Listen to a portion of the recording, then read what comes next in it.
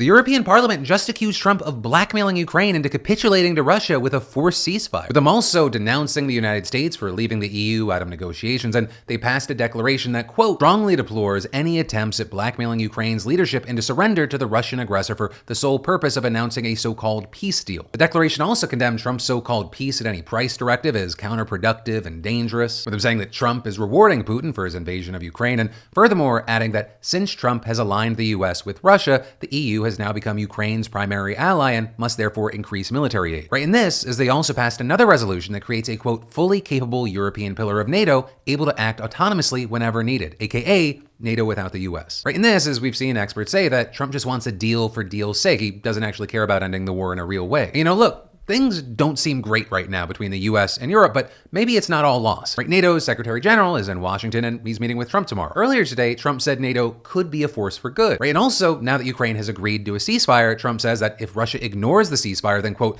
lots of people will be killed. And so Russia, right, it finds itself in a situation where Trump has essentially given them everything, and if they betray him, then they risk being the focal point of his anger. With us seeing one lobbyist working for Ukraine saying Trump needs to conclude on his own that Putin isn't willing to make any concessions, not to Ukraine, but to him, saying Trump and his aides need to experience the Russians for themselves, then they will see. But for now, we have to wait to see how this plays out. Maybe Putin will try to play Trump here and Trump will say, you're fired and unleash the pain, or not, and the wheel just keeps going round and round. But for now, follow to stay in the loop.